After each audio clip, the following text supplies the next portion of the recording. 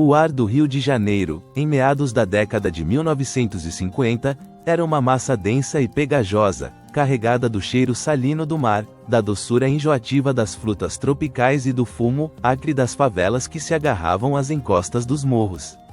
O sol, impiedoso, banhava a cidade numa luz dourada que realçava os contornos sinuosos das montanhas e o azul turquesa da Baía de Guanabara, mas também revelava a poeira que se assentava sobre os bondes amarelos, os carros recém-importados e as calçadas de pedra portuguesa. Era uma cidade em efervescência, onde a bossa nova começava a sussurrar nos bares de Copacabana e Ipanema, e o fantasma do Maracanazo de 1950 ainda assombrava a alma nacional, um calafrio persistente sob o calor tropical. No coração desse caldeirão de paixões e esperanças, o futebol era mais do que um esporte, era a respiração coletiva, a válvula de escape, a promessa de redenção. E no bairro de General Severiano, onde as palmeiras imperiais se erguiam majestosas no Botafogo Futebol e Regatas, um gênio torto, com o corpo de um operário e a alma de um artista de rua, começava a tecer sua lenda. Manuel Francisco dos Santos, o Garrincha, era a personificação da alegria descompromissada, da malícia ingênua, da arte pura. Seu andar desengonçado, com as pernas arqueadas e uma visível diferença de comprimento, era um prenúncio do caos que ele instaurava nos gramados. Fora de campo, seus olhos castanhos guardavam uma simplicidade quase infantil, um brilho que oscilava entre a timidez e uma astúcia velada. Era uma tarde abafada de treinamento, o gramado de General Severiano empoeirado sob o sol inclemente. O cheiro de suor, terra e linimento pairava no ar. Garrincha, com a camisa alvinegra já encharcada, parecia flutuar. A bola, para ele, não era um objeto inanimado, mas uma extensão de seu próprio corpo, uma parceira de dança. Seus dribles eram uma afronta à lógica, um desafio à gravidade. Ele avançava pela ponta direita, a perna direita virada para fora, a esquerda para dentro, um desenho anatômico que deveria ser uma desvantagem, mas que se transformava em sua maior arma. Os marcadores, robustos e sérios, tentavam antecipar seu movimento, mas Garrincha era imprevisível como o vento. Um toque sutil, uma finta de corpo que mandava o adversário para um lado enquanto ele ia para o outro, um sorriso quase imperceptível nos lábios. A bola dançava em seus pés, ora grudada, ora ligeiramente afastada, convidando o desarme para depois humilhar. Nilton Santos, o Enciclopédia do Futebol, observava o companheiro de equipe com uma mistura de admiração e paternalismo. O lateral esquerdo, um colosso de elegância e inteligência tática, já era uma lenda viva do Botafogo e da seleção brasileira. Ele havia visto muitos talentos, mas nenhum como Mané. Nilton, com seu porte altivo e olhar perspicaz, era um dos poucos a perceber as nuances na alma de Garrincha, a melancolia disfarçada sob a alegria contagiante. Ele sabia que o garoto de pau grande carregava consigo uma complexidade que poucos compreendiam, uma fragilidade que o tornava ainda mais humano. Ele é um artista, Nilton. Um poeta com a bola, comentou Didi, o príncipe etíope, ao lado de Nilton, enquanto observava Garrincha deixar mais um zagueiro estatelado no chão. Didi, com sua postura impecável e a elegância de seu passe de folha seca, era a mente pensante do meio-campo, o maestro que regia a orquestra alvinegra. Se Garrincha era a explosão, Didi era a melodia. Mas é um artista que vive em seu próprio mundo. Difícil de decifrar, Nilton assentiu, seus olhos fixos em Mané. Sim, Didi, ele é um mistério, mas um mistério que nos dá muita alegria. Só me preocupa a forma como ele lida com a vida fora de campo.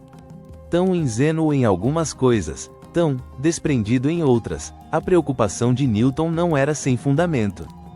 Garrincha, apesar de sua genialidade inquestionável, tinha uma relação peculiar com as regras e a disciplina. Sua vida, marcada por uma infância simples e sem grandes exigências, o havia preparado para a liberdade dos campos de terra, não para a rigidez do futebol profissional. E essa liberdade se estendia a hábitos que, aos poucos, Nilton Santos e alguns outros começavam a notar.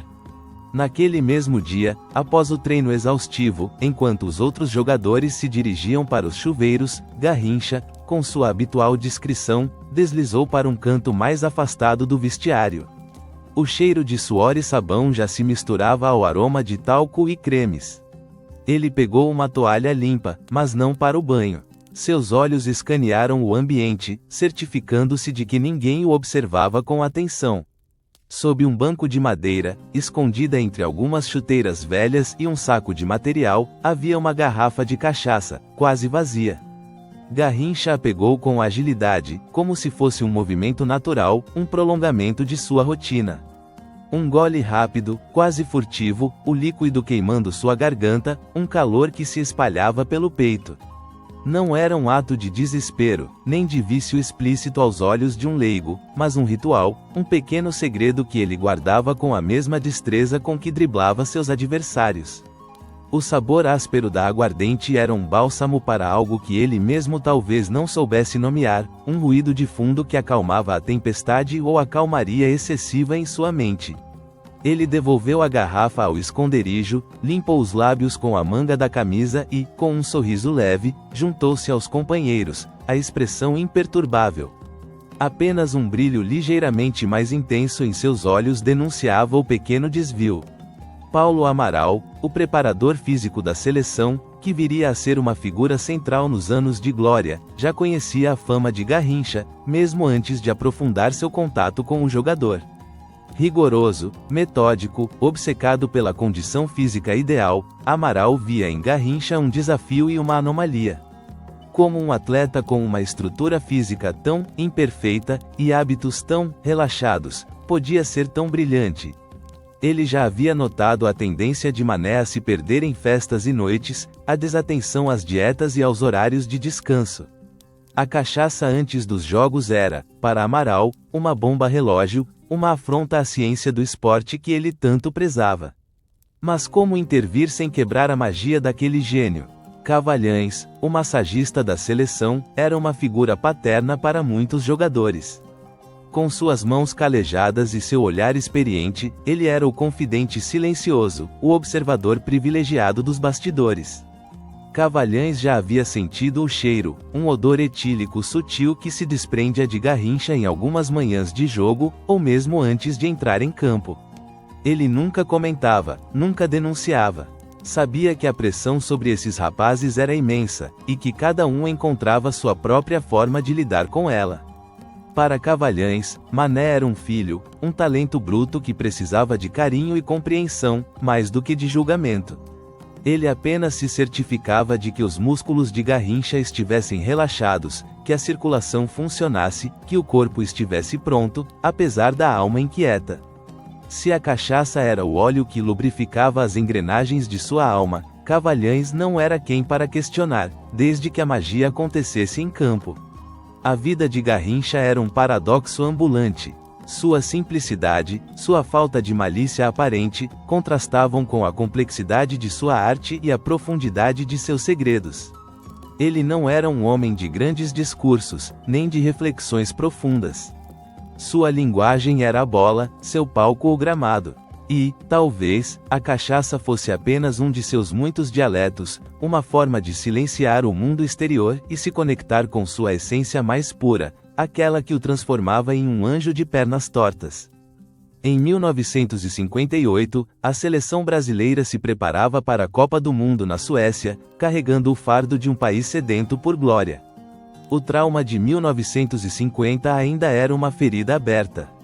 A concentração da equipe, um período de disciplina rigorosa e intensa preparação, era um microcosmo da sociedade brasileira, com suas tensões, suas esperanças e seus personagens ímpares.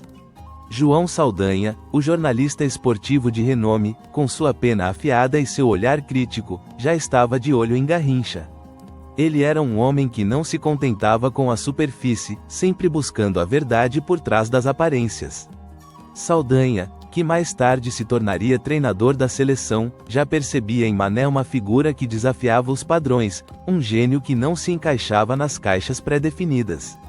Ele observava a forma como Garrincha interagia com os outros, sua timidez quase infantil, sua alegria contagiante que parecia emergir do nada. Mas Saldanha, com sua experiência de vida e seu faro para histórias, Também captava os silêncios de Mané, os momentos em que ele parecia se isolar, mergulhado em um mundo só seu. A fumaça do cigarro que Saldanha tragava em suas noites de escrita parecia se misturar com os enigmas que o anjo de pernas tortas apresentava. O ambiente na concentração era de nervosismo e expectativa. Os jogadores, vindos de diferentes clubes, se adaptavam à rotina imposta por Paulo Amaral e pelo técnico Vicente Feola. Treinos intensos, palestras táticas e a pressão invisível de milhões de brasileiros. Garrincha, em meio a tudo isso, mantinha sua aura de desprendimento. Ele parecia alheio à tensão, um espírito livre que vagava pelo gramado com a mesma leveza com que caminhava pela vida. Foi nesse período que Pelé, o jovem prodígio de apenas 17 anos, começou a brilhar com mais intensidade. O rei do futebol, em formação, com sua força física, sua técnica apurada e seu faro de gol, era outra ponta do diamante que a seleção brasileira forjava. Pelé, com sua ambição e foco, era o oposto complementar de Garrincha. Enquanto Pelé sonhava com a coroa, Garrincha parecia apenas querer jogar, driblar, sorrir. A dupla, que viria a ser uma das mais temidas da história do futebol, começava a se entrosar, a se entender em campo com uma telepatia que desafiava a lógica. Nilton Santos, como sempre, era a ponte entre esses mundos. Ele via o jovem Pelé, cheio de energia e promessas, e o enigmático Garrincha, já uma estrela consolidada, mas com a alma de um menino. Mané, você precisa se cuidar.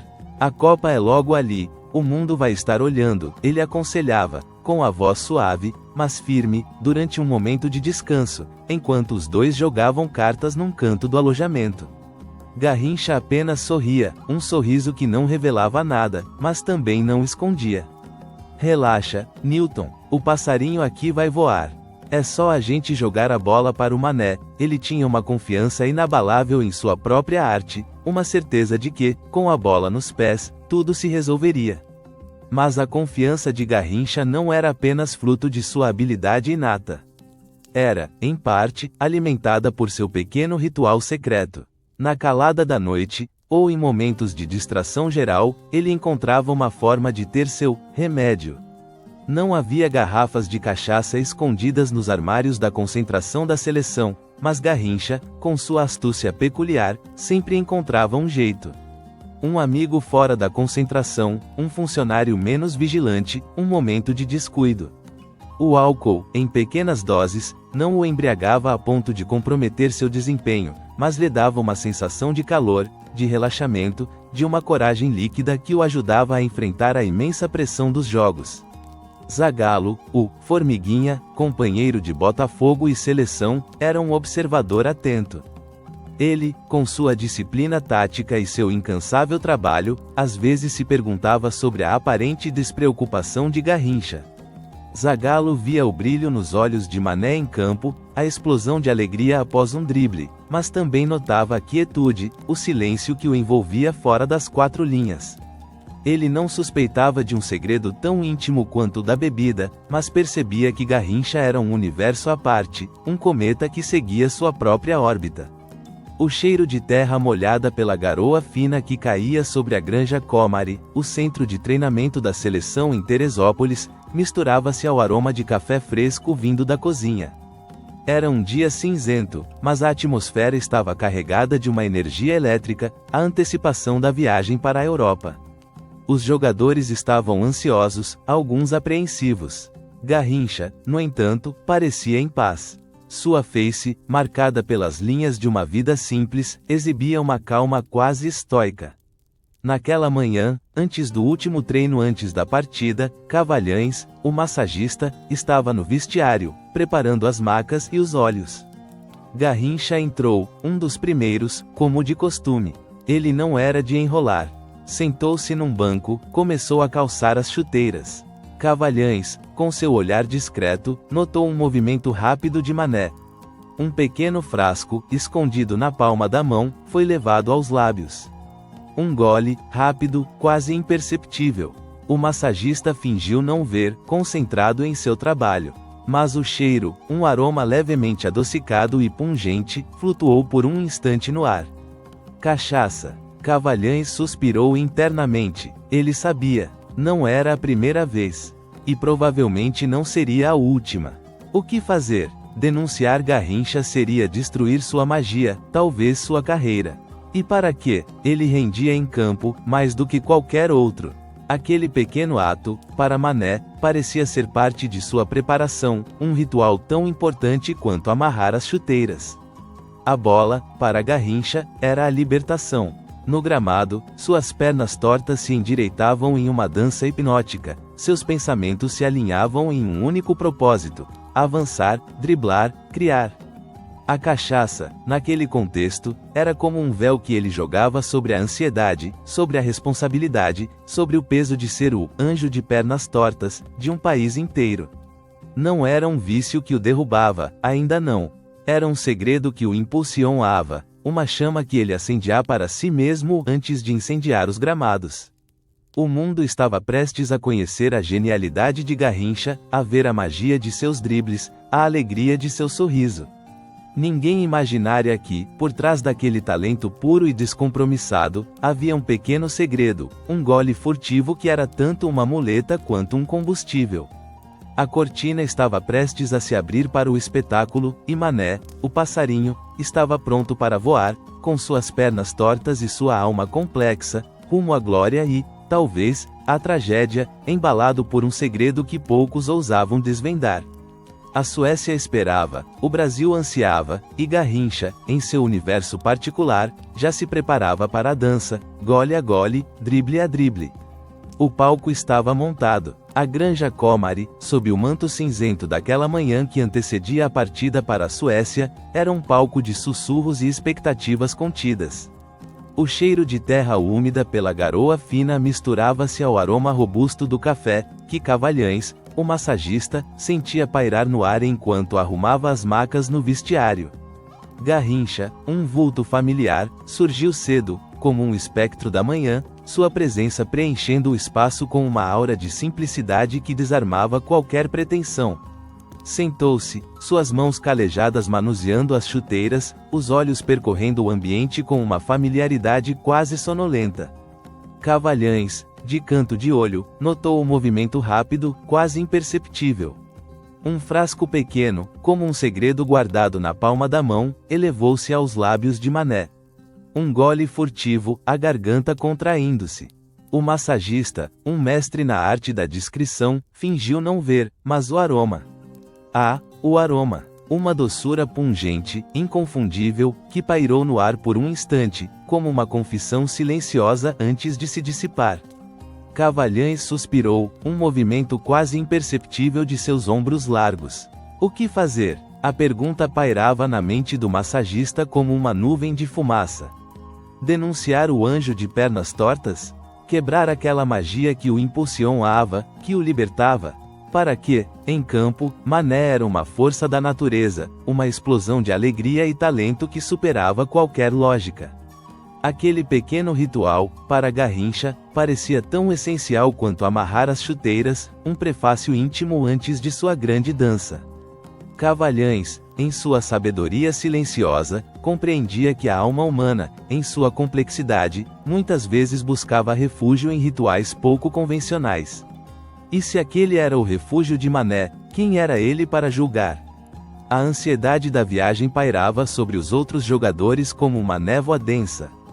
O avião, uma máquina imponente e ruidosa, esperava para levá-los a um continente distante, a uma Copa do Mundo que poderia ser a redenção ou a repetição do trauma. Em meio a essa tensão palpável, Garrincha parecia flutuar. Seus olhos castanhos, que antes guardavam um brilho ligeiramente mais intenso, agora refletiam uma calma quase estoica. A cachaça, em sua dose matinal, havia agido como um bálsamo, silenciando os ruídos da mente, aquecendo o peito contra o frio do medo e da expectativa. Ele não pensava na Suécia, nos adversários, no peso da camisa amarela. Pensava apenas na bola, na grama, no prazer puro do drible. O embarque foi um espetáculo em si. Jornalistas se acotovelavam, flashes explodiam no ar, microfones eram estendidos. Os jogadores, em seus uniformes de viagem, pareciam gladiadores modernos, prestes a partir para uma arena desconhecida. Nilton Santos, com sua postura imponente e olhar protetor, observava Mané, que, com sua timidez habitual, tentava se esquivar da atenção excessiva. O lateral esquerdo sentia uma pontada de preocupação. Aquele desprendimento de Garrincha, que em campo era sua maior virtude, fora dele parecia uma vulnerabilidade. A ingenuidade de Mané, sua incapacidade de enxergar a malícia do mundo, o tornava um alvo fácil para tentações e explorações. Nilton, como um irmão mais velho, tentava escudá-lo, proteger sua pureza da sujeira que cercava o estrelato. A viagem de avião foi longa e exaustiva. Horas a fio sobre o Atlântico, com o rugido constante dos motores preenchendo o ar. Para muitos, era a primeira vez em um avião, a primeira vez cruzando o oceano. A novidade do céu vasto, das nuvens que pareciam algodão, logo cedeu lugar ao cansaço e à monotonia. Garrincha, com sua capacidade peculiar de se adaptar a qualquer ambiente, dormiu boa parte do tempo, aninhado em seu assento, alheio às conversas ansiosas e aos olhares curiosos. Quando acordava, seus olhos vagueavam pela janela, sem realmente focar no azul infinito, como se sua mente já estivesse em outro lugar, em algum campo de terra de pau grande, ou talvez em um gramado imaginário onde a bola dançava em seus pés. Ao desembarcar na Suécia, o contraste foi chocante. O ar gelado e cortante, tão diferente do abraço úmido do rio, mordeu a pele. O céu, de um azul pálido, parecia mais baixo, mais próximo. As construções, com sua arquitetura sóbria e funcional, eram um mundo à parte das cores vibrantes e das formas sinuosas da cidade maravilhosa. O silêncio, quase reverente, das ruas suecas era perturbador para ouvidos acostumados ao burburinho incessante do Brasil. Garrincha, envolto em um casaco pesado que parecia engoli-lo, observava tudo com seus olhos curiosos, mas sem um pingo de surpresa ou admiração explícita. Para ele, parecia que um lugar era tão bom quanto o outro, desde que houvesse uma bola e um pedaço de grama. A concentração da seleção na Suécia era um local espartano, mas eficiente. As regras, já rígidas, tornaram-se ainda mais severas sob o olhar atento de Paulo Amaral. O preparador físico, com sua obsessão pela perfeição atlética, monitorava cada refeição, cada hora de sono, cada movimento dos jogadores. Ele era um guardião implacável do templo físico, e Garrincha, com seu histórico de desleixos, era um desafio constante. Amaral via em Mané um talento bruto, mas temia que seus hábitos desregrados pudessem implodir a qualquer momento, levando consigo as esperanças de um país. Mané, precisamos de você 100%. Nada de distrações, nada de noitadas. A hora é de foco total, Amaral repetia, com uma voz que tentava ser firme, mas que soava um tanto impotente diante da serenidade inabalável de Garrincha. Mané apenas assentia, um sorriso leve nos lábios, como se as palavras do preparador físico fossem apenas um ruído distante. Ele não entendia a rigidez, a disciplina ferrenha. Para ele, o futebol era alegria, era instinto, não uma ciência exata.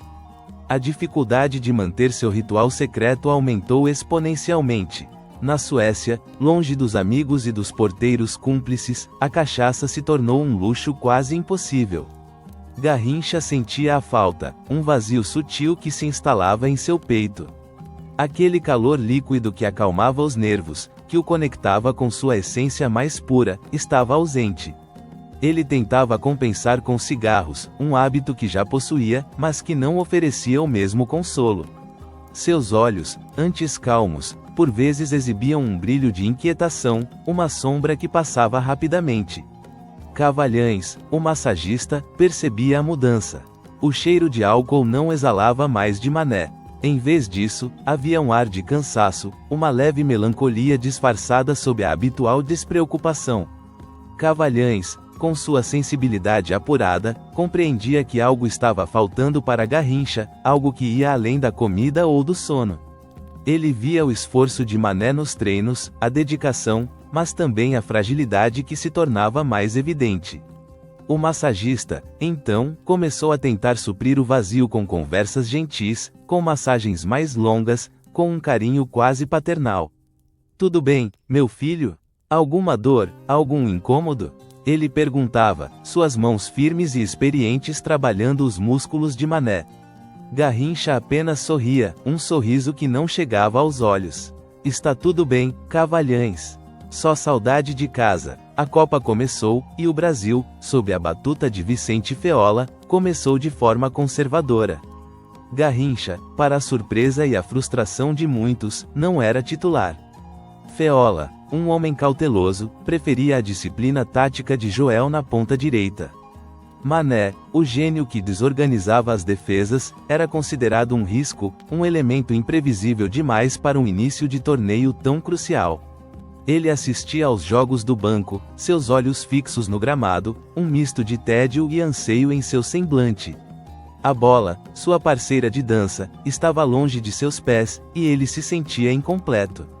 Nilton Santos, no entanto, era um dos pilares da equipe titular, um gigante de elegância e inteligência. Ele via a aflição silenciosa de Mané. Feola está sendo cuidadoso, Mané. Sua hora vai chegar. Tenha paciência, ele tentava consolar, mas sabia que paciência não era uma das virtudes mais fortes de Garrincha.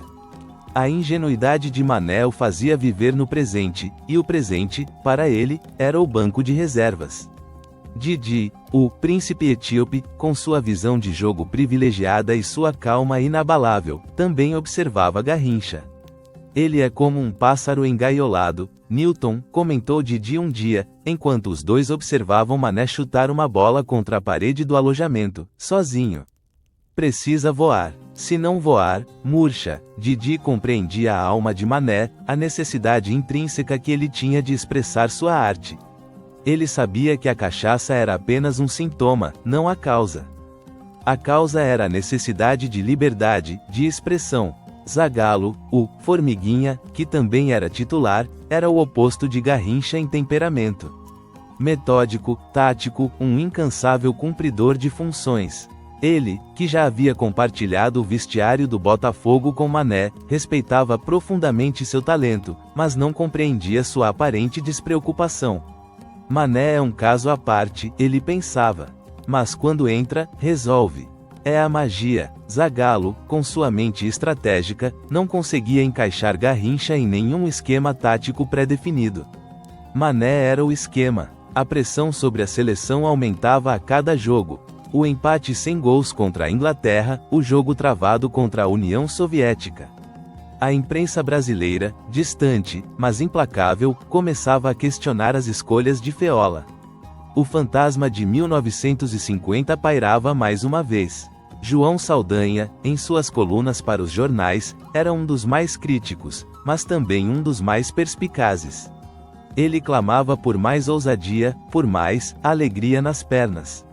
E alegria, para Saldanha, tinha um nome: Garrincha. É preciso soltar o Mané, deixá-lo jogar. O Brasil precisa de sua irreverência, de sua arte. Escrevia Saldanha, sua caneta afiada como um bisturi. Ele não sabia do segredo da cachaça, mas intuía que Garrincha precisava de algo para se libertar, para explodir. E esse algo era a bola, a confiança, a liberdade de ser ele mesmo em campo.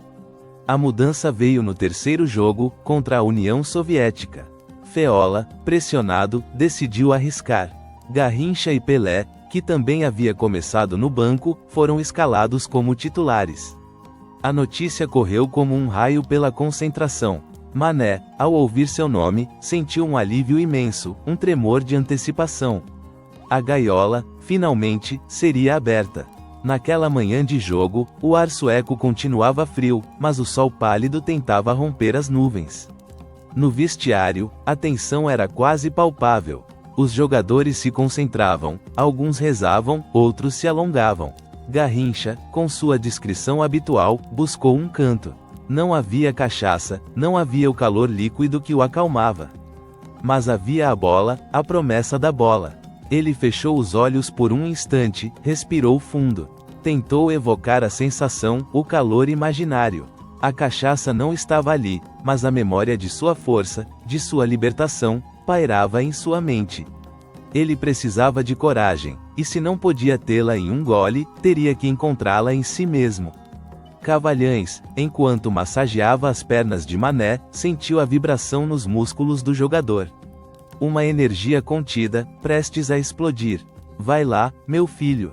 Vai lá e mostra para o mundo o que você sabe fazer, sussurrou o massagista, um toque de carinho em seu ombro. Garrincha sorriu, um sorriso genuíno desta vez, que alcançava seus olhos. Aquele sorriso era a sua cachaça agora, a sua força. O aquecimento no gramado gelado. A torcida sueca, curiosa, observava os brasileiros. Garrincha, com a bola nos pés, parecia renascer. Seus dribles, ainda no aquecimento, já arrancavam suspiros.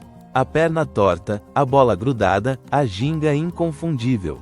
Ele estava em casa. A ausência da cachaça, ironicamente, talvez o tivesse forçado a buscar a fonte de sua magia em um lugar mais profundo, em sua própria essência. Pelé, o jovem rei, observava o companheiro com uma admiração silenciosa. Ele sentia a mesma fome de bola, a mesma vontade de mostrar ao mundo o que o Brasil tinha a oferecer. A dupla, que mal havia jogado junta, já sentia a telepatia, a compreensão mútua que se estabeleceria como lenda. Pelé, com sua explosão e finalização, e Garrincha, com sua arte e imprevisibilidade. Eles eram o yin e o yang do ataque brasileiro. O apito inicial do árbitro ecoou no estádio. O jogo começou, e o Brasil, finalmente, soltou seus pássaros. Garrincha, na ponta direita, recebeu a primeira bola. Um toque sutil, uma finta de corpo que deixou o marcador soviético para trás como se fosse um cone. O público prendeu a respiração. 1, 2, 3 dribles. A bola dançava em seus pés, obediente a cada capricho de seu mestre. Ele avançou, a cabeça erguida, os olhos fixos na área. Um cruzamento preciso para Vavá, que estufou as redes.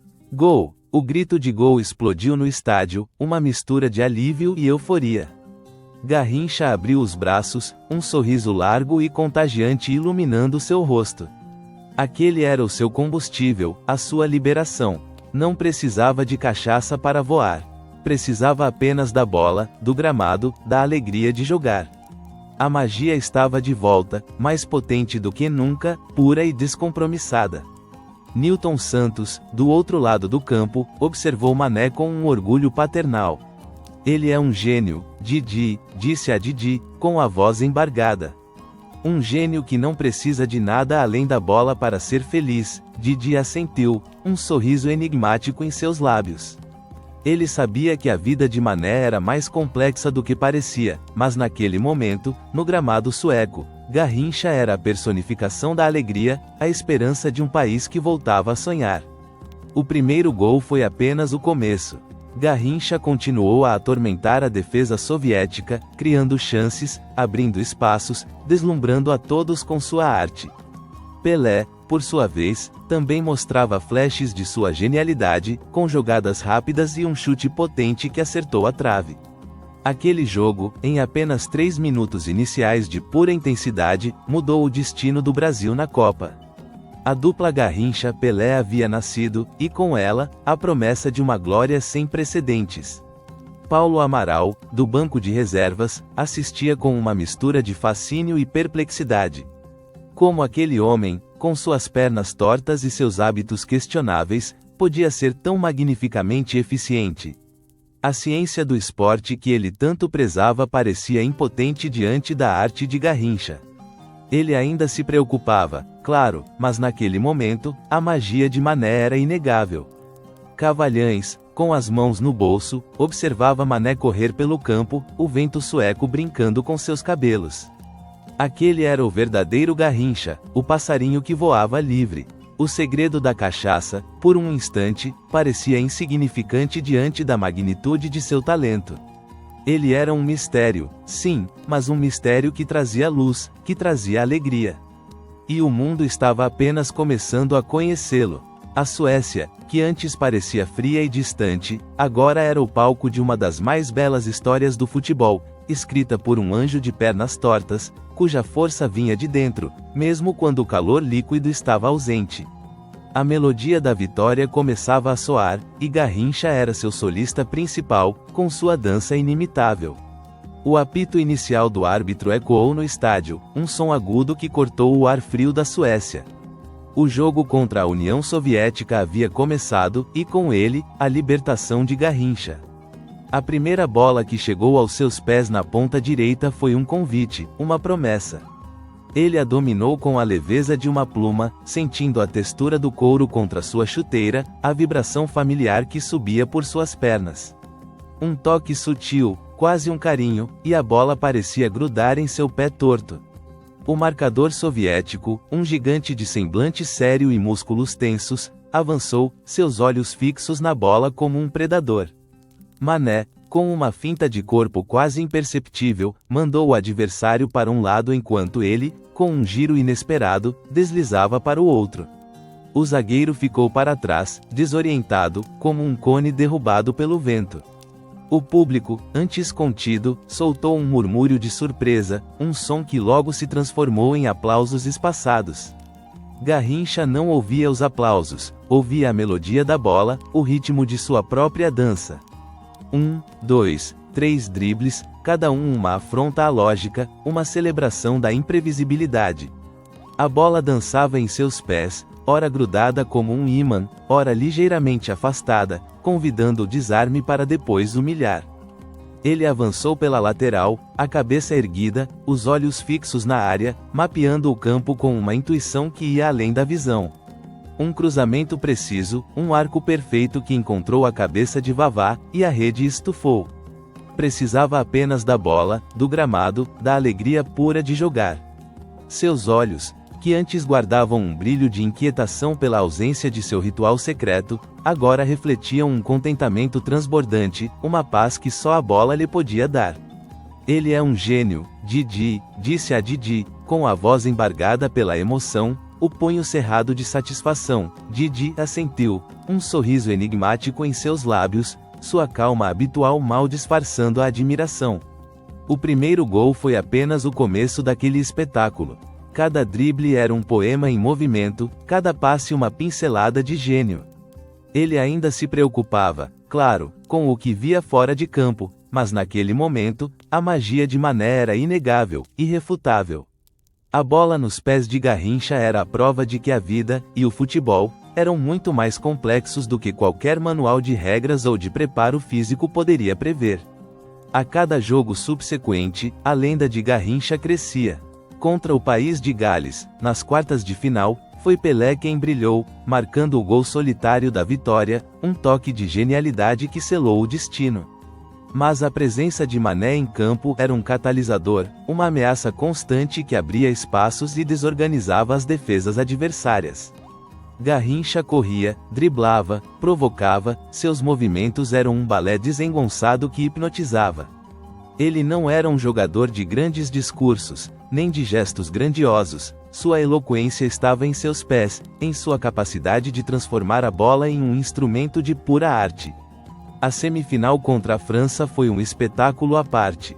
Aquele time francês, liderado pelo artilheiro Just Fontaine, era uma força ofensiva temível. Mas o Brasil estava em chamas. Garrincha, com sua perna torta e seu sorriso infantil, desfilou em campo como um maestro. Seus dribles eram imparáveis, suas arrancadas pela ponta direita, um tormento para os defensores franceses. Ele não marcava muitos gols, mas a maneira como criava as jogadas, como desestabilizava o adversário, era fundamental. Pelé, inspirado, marcou um hat-trick, consolidando sua ascensão ao estrelato. O Brasil venceu por 5-2, uma vitória avassaladora que os colocou na final. Naqueles dias de glória sueca, Garrincha parecia ter encontrado um novo tipo de remédio. A adrenalina dos jogos, o rugido da torcida, a alegria dos gols, tudo isso era um bálsamo mais potente do que qualquer cachaça. Seus olhos castanhos, antes por vezes encobertos por uma névoa de timidez ou melancolia, agora brilhavam com uma intensidade pura, uma felicidade genuína. Ele ria mais alto, brincava com os companheiros, sua presença era um sol que irradiava calor. Nilton Santos observava essa transformação com uma mistura de alívio e uma ponta de apreensão. O Mané em campo era uma força da natureza, um espírito livre. Mas o Mané fora de campo, o Mané que voltaria para a rotina após a Copa, esse ainda era um mistério. Ele está feliz, Didi, comentou Nilton com seu amigo, enquanto observavam Garrincha rir de uma piada de Zagallo. Nunca o vi tão leve. É como se a bola o tivesse curado de alguma coisa, Didi, com sua sabedoria tranquila, respondeu. A bola é a cura para muitos, Nilton. Para Mané, é a vida. Mas a vida tem muitos caminhos, e nem todos são gramados verdes. Suas palavras, embora suaves, carregavam um peso de pressentimento, uma sombra de compreensão sobre a complexidade da alma de Garrincha. Paulo Amaral, o preparador físico, ainda mantinha sua vigilância, mas sua postura para com Garrincha havia amolecido. Ele via o esforço do jogador nos treinos, a dedicação que, para ele, era a verdadeira marca de um atleta. Amaral, que antes via em Mané um problema, agora o via como um milagre, uma anomalia bendita que desafiava todas as suas teorias. Este homem é um fenômeno, Cavalhães, disse Amaral ao massagista, enquanto ambos observavam Garrincha correr, leve como um pássaro. Não segue regra, não segue dieta, mas em campo é uma orquestra inteira. Cavalhães apenas sorriu, um sorriso que continha toda a sua compreensão silenciosa do anjo de pernas tortas. João Saldanha, lá no Brasil, escrevia colunas inflamadas, celebrando a alegria nas pernas de Garrincha e a maturidade precoce de Pelé. Ele via no futebol desses garotos a expressão mais pura da brasilidade, a redenção de um povo. Saldanha não sabia dos segredos íntimos de Mané, mas compreendia a essência de sua arte, a necessidade de liberdade que ele expressava em cada drible. A grande final se aproximava. O dia 29 de junho de 1958. Estádio Rassunda, em Solna, Suécia. O adversário, a própria Suécia, anfitriando o torneio, jogando em casa, com o apoio de sua torcida. O ar estava carregado de uma tensão elétrica, uma mistura de ansiedade e esperança. A Suécia, com suas camisas amarelas e azuis, e o Brasil, com seu amarelo vibrante e calções azuis, se preparavam para a batalha final. No vestiário brasileiro, o cheiro de linimento e suor misturava-se ao aroma de café forte, que Cavalhães havia preparado para acalmar os nervos dos jogadores. O silêncio era quase reverente, quebrado apenas por sussurros de encorajamento e o som abafado das chuteiras sendo amarradas. Garrincha, sentado em um banco de madeira, parecia alheio à tensão. Seus olhos vagavam pelo ambiente, sem foco, como se estivesse em um mundo próprio. Ele não tinha seu pequeno frasco, não tinha o calor líquido para acalmar os nervos. Mas tinha a memória da euforia dos jogos anteriores, a certeza de que a bola o libertaria. Sentiu o cheiro da grama que viria, o som imaginário da torcida, o toque da bola em seus pés. A cachaça não estava ali, mas a coragem, a alegria, a intuição estavam. Elas haviam sido despertadas e amplificadas pela própria magia do futebol. Ele se sentia completo, pronto para a dança final. Vai lá e mostra para o mundo o que você sabe fazer.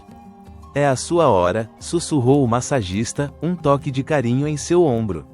A torcida sueca, um mar de amarelo e azul, rugia, tentando intimidar os brasileiros. Mas Garrincha, com a bola nos pés, parecia renascer.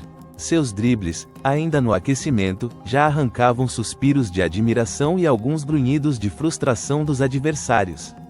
Eles eram o yin e o yang do ataque brasileiro, a força e a magia. O apito inicial do árbitro ecoou novamente, e o jogo começou. A Suécia marcou primeiro, um choque para os brasileiros. O silêncio momentâneo no lado brasileiro do estádio foi quase ensurdecedor. Mas o Brasil não se abateu. Garrincha, na ponta direita, recebeu a bola. Seus olhos brilhavam com uma determinação feroz. Ele partiu para cima do marcador sueco, o drible enigmático, a finta que desarmava. Um cruzamento preciso para Vavá, que empatou o jogo. Aos 32 minutos, Garrincha fez outra jogada espetacular, driblando dois e cruzando para Vavá virar o placar. O Brasil estava à frente. O segundo tempo foi uma sinfonia de futebol-arte. Pelé, com 2 gols espetaculares, incluindo um chapéu memorável no zagueiro, e Zagallo, com um gol de oportunismo, selaram a vitória brasileira. Mas foi a presença constante de Garrincha, sua capacidade de desequilibrar a defesa sueca, que abriu os caminhos para a goleada. Cada drible, cada arrancada, era um golpe na confiança do adversário, uma injeção de moral para os brasileiros. O apito final. O som se perdeu no rugido ensurdecedor da torcida brasileira e nos aplausos respeitosos dos suecos. O Brasil era campeão do mundo. Pela primeira vez na história, uma seleção não europeia vencia a Copa na Europa. Os jogadores correram para se abraçar, lágrimas de alegria escorrendo pelos rostos. Garrincha, com seu sorriso largo e contagiante, foi abraçado por Nilton Santos, que o ergueu no ar, seus olhos marejados de emoção. "Você é o maior, Mané, o maior", gritava Nilton, a voz embargada. Garrincha apenas ria, os braços em volta do pescoço do amigo, sentindo o calor da vitória, a doçura da glória. Pelé, o jovem rei, correu para se juntar aos companheiros, a taça Jules Rimet brilhando nas mãos de Bellini. Aquele era o auge, o momento em que a vida de Mané, o anjo de pernas tortas, atingiu seu zênite de felicidade e reconhecimento. A volta para o Brasil foi um delírio. O Rio de Janeiro explodiu em uma celebração sem precedentes. Milhões de pessoas se aglomeravam nas ruas, um mar de braços abertos, bandeiras balançando, gritos de "é campeão", ecoando por toda a cidade. O cheiro do mar, das frutas, do fumo das favelas, agora se misturava ao aroma da euforia, da pipoca, da cerveja e da cachaça que fluíam livremente. O desfile em carro aberto foi uma procissão triunfal. Os jogadores, exaustos mas eufóricos, acenavam para a multidão. Garrincha, sentado ao lado de Pelé, sentia o calor da adulação, o amor do povo. Seus olhos castanhos brilhavam com uma mistura de surpresa e gratidão. Ele, o garoto de pau grande, o operário de pernas tortas, era agora um herói nacional, uma lenda viva. Mas a glória também trazia um novo tipo de pressão, uma nova forma de tentação. A rigidez da concentração na Suécia havia desaparecido. Agora, Mané estava de volta ao seu habitat, onde a disciplina era mais flexível, onde os amigos e os remédios estavam mais acessíveis. O cheiro da cachaça, que antes era um segredo furtivo, agora parecia estar em todo lugar, no ar da celebração, nas mãos dos que o rodeavam. Naquela noite, após o desfile exaustivo, enquanto o rio ainda pulsava com a alegria da vitória, Garrincha se recolheu em seu quarto. O cansaço era imenso, mas a mente estava agitada. O barulho da rua, os gritos, a música, tudo reverberava em seus ouvidos. Ele sentia um vazio sutil, uma necessidade de silenciar o mundo, de encontrar a calma que a vitória, paradoxalmente, não havia trazido por completo. Sob o olhar silencioso da noite carioca, ele encontrou o que procurava. Não era mais um frasco escondido, mas uma garrafa de cachaça, oferecida por um admirador, deixada sobre a mesa. O líquido âmbar brilhava sob a luz tênue do abajur. Garrincha a pegou, o peso familiar em suas mãos. Um gole, o calor se espalhou por seu peito, uma sensação de relaxamento que ele tanto conhecia. Depois, outro gole, e mais um. Não era um ato de desespero, nem de vício explícito, mas um retorno ao ritual, uma forma de lidar com a intensidade da vida, com a imensidão da glória. A cachaça, que na Suécia havia sido substituída pela pura alegria do jogo, agora ressurgia como um conforto, um refúgio. A ironia era cruel. No auge de sua carreira, no momento de maior reconhecimento, Garrincha voltava a buscar em seu segredo um alívio para o peso da própria fama. Nilton Santos, que havia tentado se aproximar de Mané após a celebração, sentiu o cheiro sutil que emanava do quarto do amigo. Um aroma conhecido, um prenúncio. Ele suspirou, um peso no peito. Sabia que a batalha de Garrincha não terminava no campo de futebol. A glória, para Mané, era uma faca de 2 gumes, e a vulnerabilidade do anjo de pernas tortas era ainda maior agora, sob os holofotes de um país inteiro. Cavalhães, o massagista, que também notou a mudança no olhar de Mané, a leve névoa que começava a turvar o brilho da vitória, sentiu uma pontada de tristeza. Ele compreendia que a cachaça não era a causa, mas o sintoma de uma alma complexa, de um homem que sentia o mundo de uma forma diferente. Aquele era o ponto de virada, o momento em que a glória se misturava com a fragilidade, em que a lenda começava a ser tecida com os fios da tragédia que se anunciava silenciosamente, em goles furtivos na calada da noite, enquanto o Brasil celebrava o seu herói, alheio ao seu segredo. O palco da Suécia havia mostrado seu brilho, mas o palco da vida, com seus desafios mais sombrios, apenas começava a se desenrolar para Manuel Francisco dos Santos. A melodia da vitória ainda soava, mas já com notas de melancolia. O êxtase da vitória na Suécia, a apoteose de um país que finalmente exorciçara o fantasma de 1950, pulsava nas veias do Rio de Janeiro como uma febre inebriante. As ruas, ainda molhadas pela garoa fina que caíra na manhã do desfile, refletiam os neons e os faróis dos carros, transformando a cidade numa tela expressionista de luzes e sombras. O cheiro do mar e das flores, do fumo e da fritura das comidas de rua, misturava-se agora ao aroma acre da euforia, do suor da multidão, da cerveja derramada e, sim, da cachaça que escorria livremente, brindando a glória recém-conquistada. Manuel Francisco dos Santos, o Garrincha, havia desfilado em carro aberto, um herói entre heróis, seu sorriso largo e contagiante iluminando a noite carioca. Os gritos de "Mané! Mané!" ainda ecoavam em seus ouvidos, uma sinfonia de adoração que, paradoxalmente, criava um silêncio em sua alma. O cansaço era imenso, um peso nos ombros e nas pernas que haviam dançado a valsa da vitória. Mas a mente, agitada pela avalanche de emoções e pela cacofonia da celebração, recusava-se a aquietar. Em seu quarto, um refúgio temporário da loucura lá fora, a luz tênue de um abajur desenhava contornos suaves nos móveis simples. O ar estava pesado, carregado com o cheiro residual de charuto e perfume barato de algum fã que conseguira se aproximar. Sobre uma pequena mesa lateral, uma garrafa de cachaça, presente de um admirador anônimo, brilhava com um tom âmbar sedutor.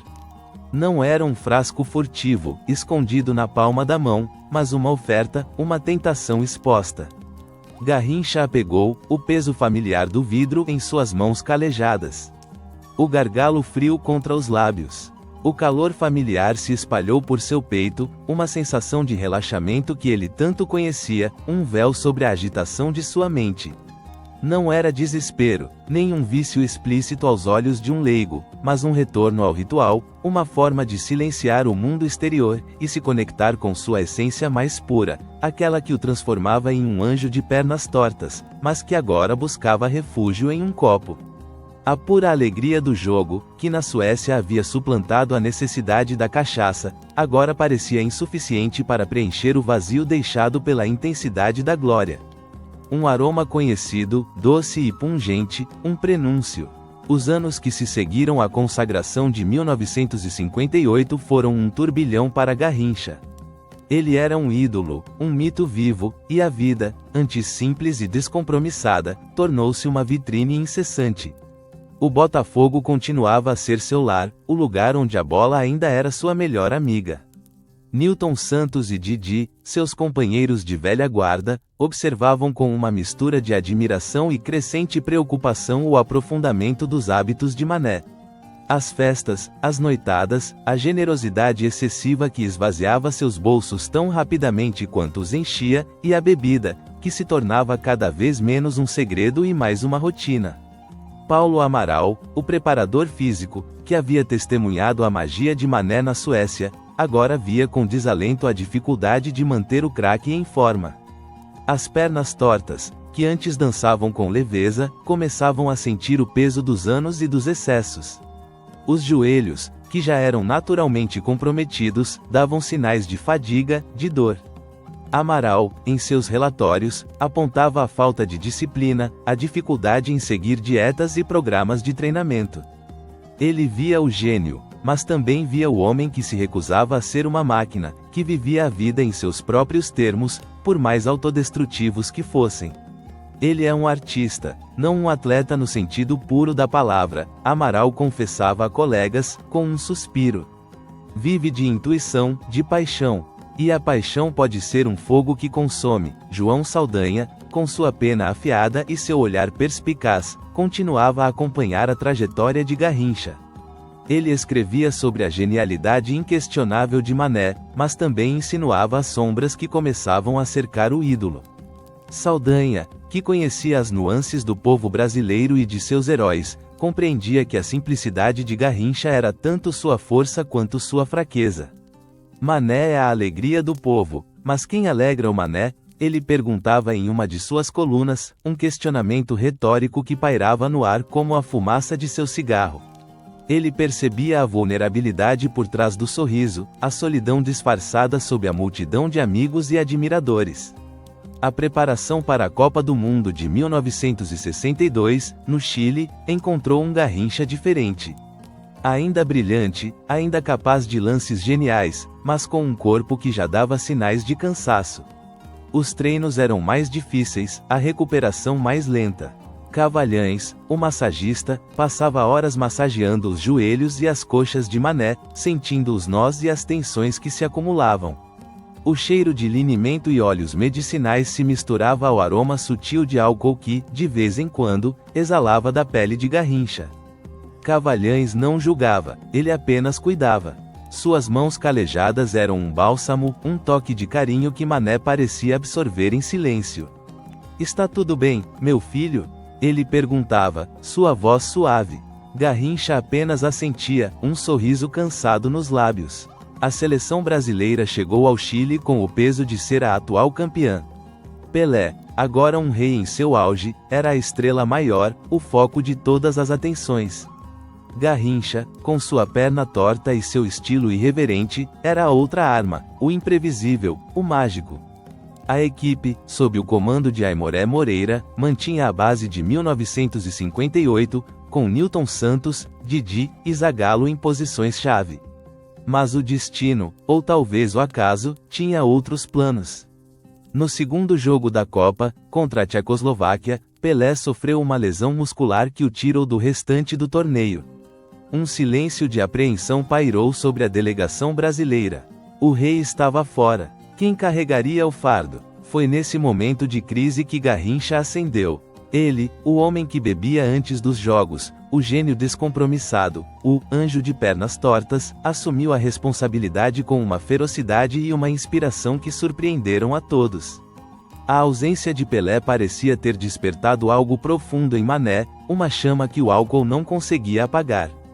Contra a Espanha, no jogo seguinte, Garrincha foi fundamental, dando o passe para o gol da vitória de Amarildo. Mas foi nas quartas de final, contra a Inglaterra, que sua lenda se solidificou de forma espetacular. O campo estava pesado, enlameado, um desafio para qualquer jogador. Para Garrincha, era um convite à dança.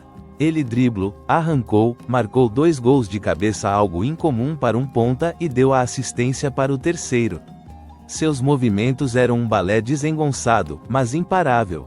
Os ingleses, famosos por sua solidez defensiva, foram humilhados. Aquele dia, Garrincha foi um furacão, uma força da natureza que varreu qualquer oposição. Seus olhos brilhavam com uma intensidade febril, e o sorriso em seu rosto era a expressão mais pura da alegria. Nilton Santos, observando do campo, sentia a energia de Mané. "Ele é o Pelé de pernas tortas hoje, Didi", gritou Nilton para o amigo, com a voz embargada pela emoção e o orgulho. Didi, com sua calma habitual, apenas sorriu. "Ele sempre foi, Nilton. Só que hoje o mundo está vendo." Aspas. A semifinal contra o Chile, os anfitriões, foi outro espetáculo de Garrincha. A torcida chilena, apaixonada e barulhenta, tentava intimidar os brasileiros, mas Mané parecia alheio à pressão. Ele marcou 2 gols, um deles um chute potente de fora da área que estufou as redes com violência. Seus dribles desconcertantes desorganizavam a defesa chilena, criando espaços para os companheiros. No final do jogo, no entanto, em um lance de frustração, Garrincha foi expulso após uma agressão. A expulsão gerou uma apreensão imensa, ele poderia ficar de fora da final. Mas, após intervenções diplomáticas e uma certa benevolência da FIFA, Garrincha foi liberado para jogar. O destino, ou talvez o clamor popular, queria que o anjo de pernas tortas estivesse em campo para a grande decisão.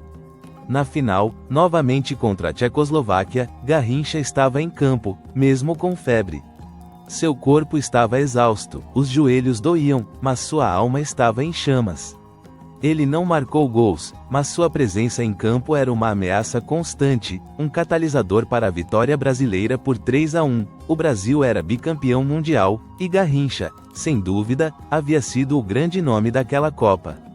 Ele havia carregado a nação nas costas, com suas pernas tortas e sua magia indomável.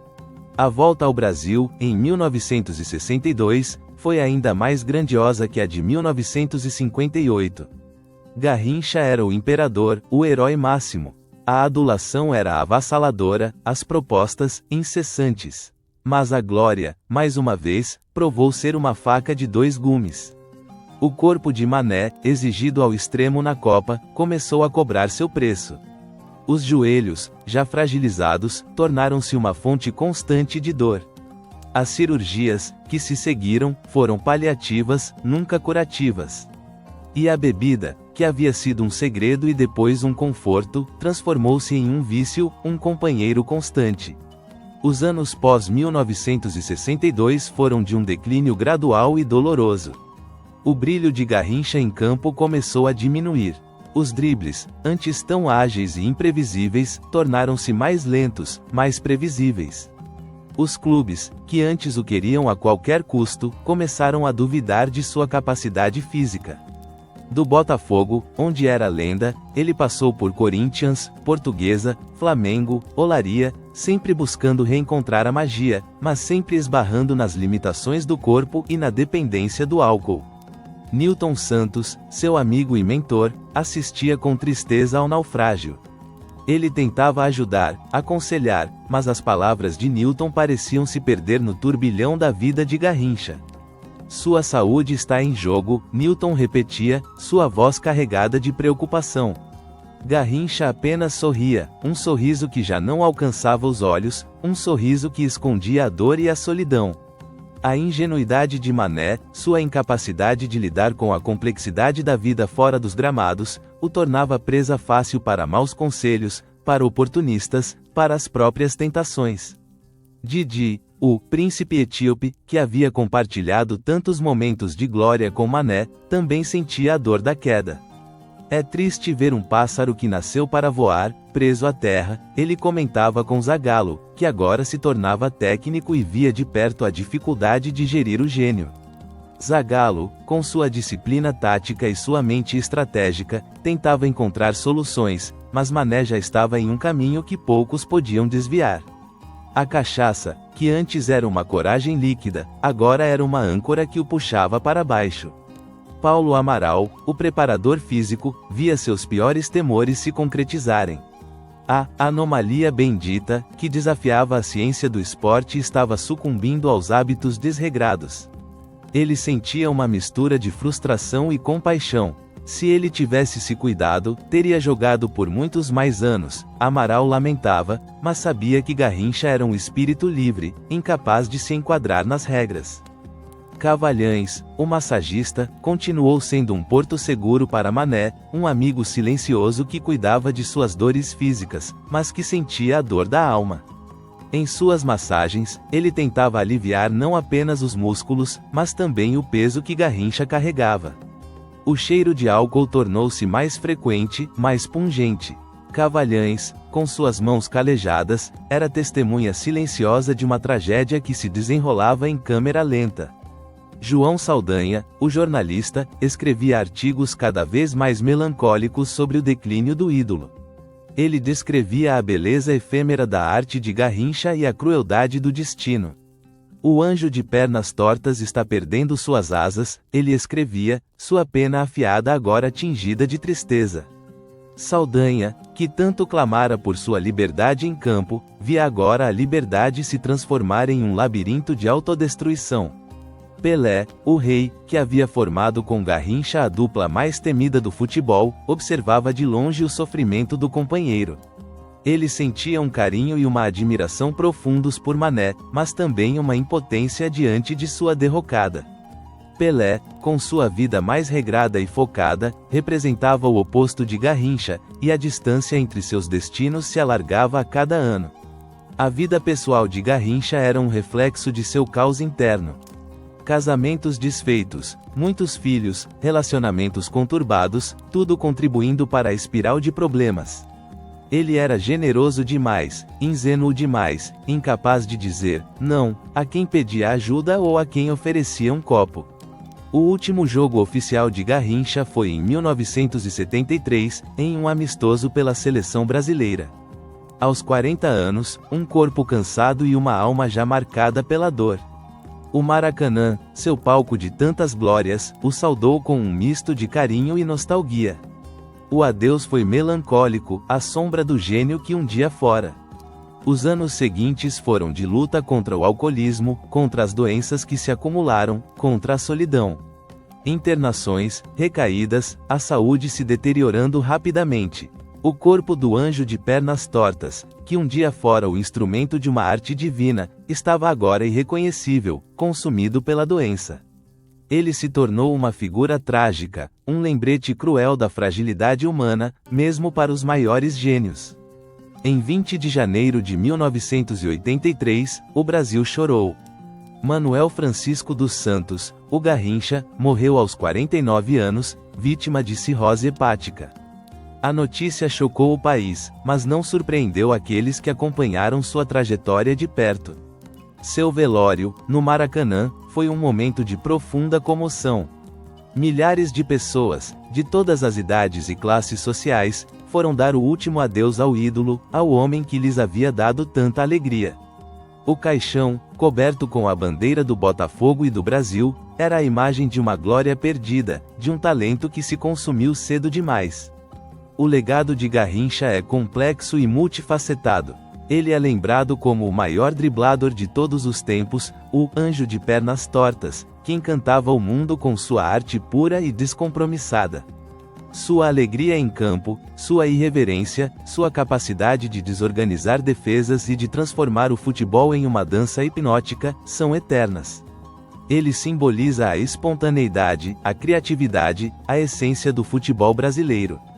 Mas sua história é também um lembrete doloroso da fragilidade humana, da dificuldade de lidar com a fama, com as tentações, com os próprios demônios.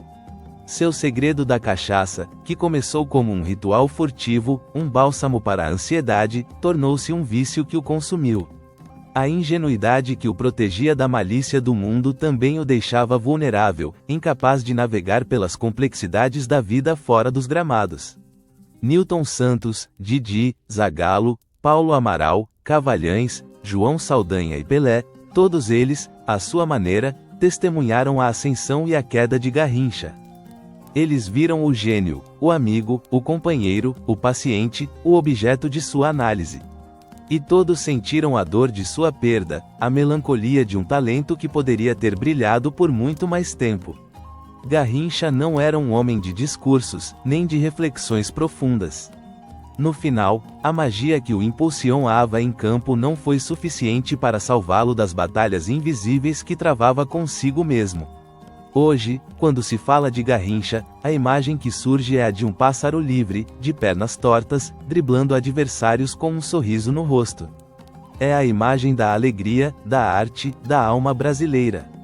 Mas, por trás dessa imagem luminosa, paira a sombra de um homem complexo, de um gênio que viveu intensamente, amou sem limites e partiu cedo demais, deixando um rastro de glória e uma lição amarga sobre os perigos da fama e os segredos da alma.